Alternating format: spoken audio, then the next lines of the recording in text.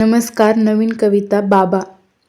बाबावरती काय लिहू, बाबासाठी पुरतील एवढे शब्द नाहीत कोठे.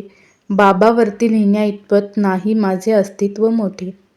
बाबा म्हणजे काय, मनातलं दुःख मनातच ठेवून जगासमोर हसून राहतात ते असतात बाबा. समोर दाखवतात भीतीचे डोळे, आतून करतात काळजी आणि प्रेम ते असतात बाबा.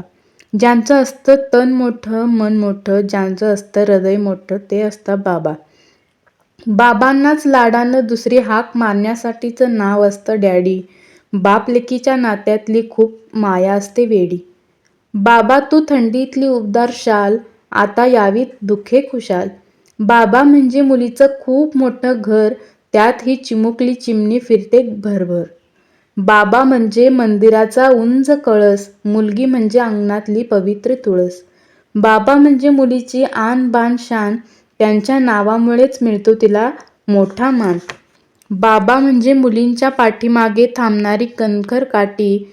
जीवन हे शाळा आहे, तर बाबा म्हणजे आयुष्यातल्या वळण लावणारी वळणदार पाटी. बाबा म्हणजे जीव भावना ओढ, मुलगी मोठी झाली की त्या दोघांमध्ये होते छोटीशी फोड. बाबा म्हणजे संयमाचा खूप मोठा घाट, तर मुलगी म्हणजे डोळ्यातून वाहणारे अश्रूंचे पाट.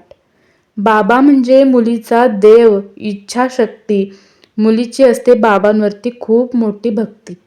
मुलगी सासरी गेल्यावर बाबापर्यंत पोचते मुलीची विचारपूस करण्याची चिठ्ठी. मुलीला सर्वात प्रिय असते बाबांची आभाळा एवढी मिठी.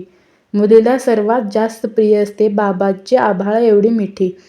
मुलीचं जीवन अगदी सुखाचं जावं, हीच एक त्या बाबांची इच्छा.